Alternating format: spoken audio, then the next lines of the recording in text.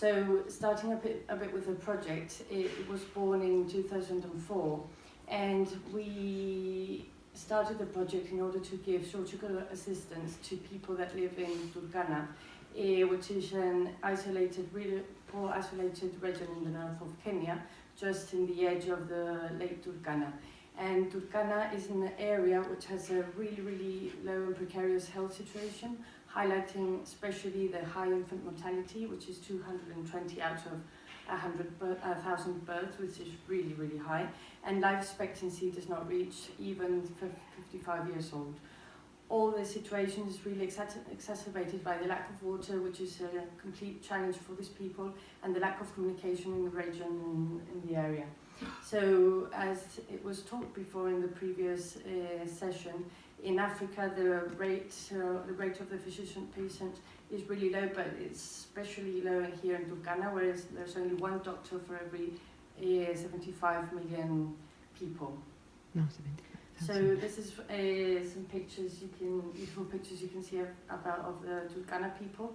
They are nomads. They eat what they can find. They have really a big challenge in getting water, and the other big challenge is about education. So most of the children have to leave school and they have to work with their family, and they can't really go to school, and most of the girls just get married as soon as the age of 14 or 15.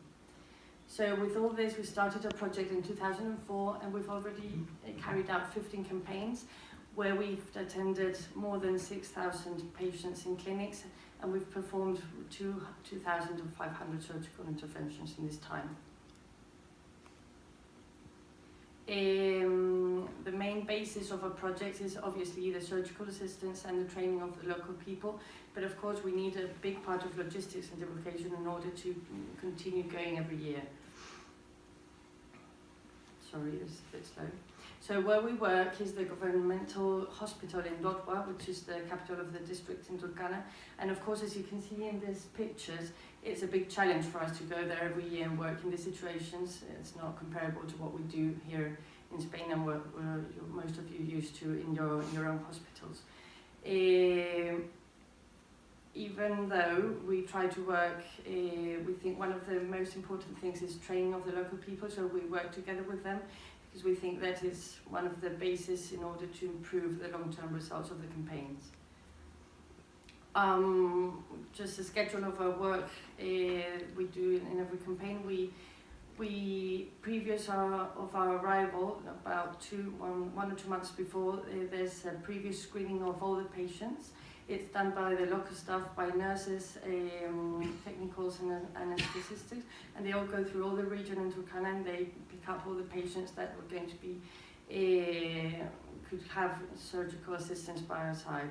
So with all this we've done in the last years, we've achieved an 80% of effectiveness, which is a high number. So after all the patients arrive to the hospital, what we do is we check again in the outpatients clinics, and we classify in a very easy way, as you can see in the picture on the left, with cards and colors, in terms of the major, if we're doing a major surgery or minor surgery, and the type of anesthetics we're going to do. After all the surgeries we do, every day we do a daily visit to the hospitalized patients. And of course, what I was telling you about it before, the local training stuff is really important for us. We do clinical sessions and telemedicine sessions that I'll talk about you just now. We've also in the last years done some mobile clinics to reach all those people that can't come to the hospital, and it's also got good results. We also get some money to finance some treatments like antibiotics, or treatments that they can't get there, or even to transfer some patients that we can't do surgery on them, transfer them to Nairobi. So this year, I'm glad to say we've done a surgery campaign from the 18th of February to the 2nd of March 2018. And the objectives we proposed for the campaign were especially, of course, the assistance that we've been doing last years, but also these new projects of telemedicine, HPV, and nutritional screening that we didn't have done before, and some clinical sessions together with the hospital here in Madrid, infectious disease unit. These are the results of this last campaign, And there's been two big groups. The main group stayed at the Lodwar District Hospital, and it was a team of 15 people working there in two operating theatres. This is a picture of our day-to-day surgery. You can see it's a bit chaotic, but we have two tables in each theatre and two breathing machines. And then there was another group that went to the north of Turkana, to the Kakuma refugee camp by the ONU, and there was another working in that hospital, and then in the Kakuma Mission Hospital in the region. It was a group of 6 of us, 4 general surgeons, 1 gynecologist and 1 anaesthetist. So the results of the campaign, at Lodwar Hospital, we attended a total of 505 people in 190 surgical interventions, 21 per day. And in Kakuma, in the campaign in the north, we attended a total of 306 patients with a total of 62 interventions. We also did, as I said before, a mobile clinic in Narikotome, another place in the north where we attended 25 patients. The surgery we performed by specialty was mainly general surgery, but also gynecologists. We also took a maxillofacial surgeon and 2 orthopedic surgeons. We also attended 18 patients in emergency surgeries that happened to be there while we were in the campaign. Our gynecologists also performed US studies, a total of 114, which is a number that's been increasing in the last years, and they mainly studied pregnancies, cysts, breast pathologies. And according to the telemedicine project, this is a project that started 2 years ago, and we thought, as I said at the beginning, why not take advantage of all the technologies we've got here in the first world and use them to improve the sanitary and the health projects we're doing over there. So we programmed telemedicine sessions using 2 radiologists we know here in Madrid, one from Hospital Monte Príncipe and the other one from Hospital Alcalá. And this is the schedule of the program. We programmed 5 sessions, and using General Electric system, and together with MedHome that gave us all the infrastructure to use it. What we could is we carried out successfully all the 5 sessions we wanted to program.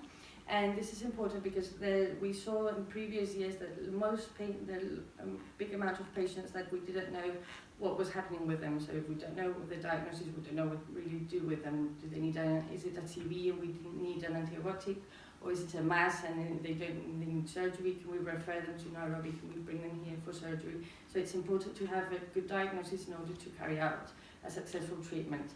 That happened to be a tuberculosis, original tuberculosis, so we didn't really know what happened with him, and because the only thing in the clinics that we saw was ascites. So as we see in the video, this is our radiologist, and we did the US in the same place, and she was just letting us know what was happening with him. As I said, it's a 20-year-old patient with massive ascites, and we didn't know what it was. And with the help of the radiologists, we happened to know it was TB, so the treatment was antibiotics.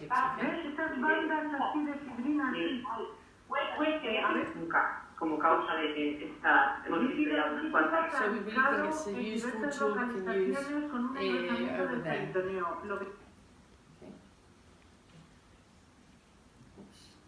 So as I said, the total clinic sessions we carried out was 5, and we could study 34 patients. This is 6.7%. As I said, I think this is really important. It's only 34 patients, but properly in the next campaigns we could do more sessions, and we can give a proper diagnosis and proper treatment that we haven't been able to do in the past years. The other main project we were taking this year was a screening of HPV. So we knew by the clinics and by the patients we were seeing in the previous years that the sexual transmission diseases is a big problem.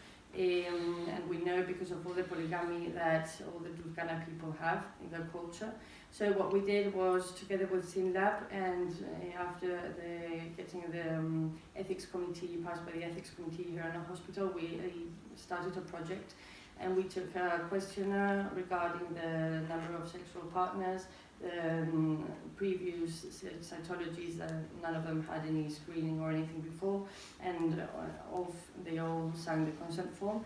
And we studied a total of 162 patients, and we sent all the samples to Barcelona, and we are still processing the results, but we already don't know that the prevalence is the 32%, which is really, really high, and this gives us some information in order to plan other treatments for the next years and see what we really have to do with this. The other project we did is a nutritional screening that hadn't been carried out before, and mainly the primary objective was to do the screening and to carry out nutritional assessments and see where we come from. So our endocrinologists studied a total of 225 patients in 10 days. It's really a big amount of work. And she did all these studies of the bioimpedance, anthropometric studies, the immunometry.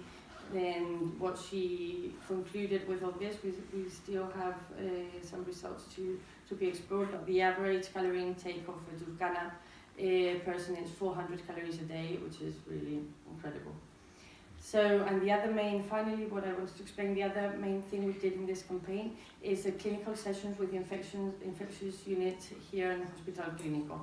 So there's lots of patients that we really don't know what they have. We are surgeons in the end, but we do have a really potent unit here in the Clínico. So we program one session with all the cases that we didn't know what to do, or we had some doubts, and it was really, really useful. So this year what we did was using telemedicine, the clinical sessions, and also some US ultrasounds, but probably in the near future what we will be able to do is microbiology analysis or pathology analysis that can give us information on what to do with them.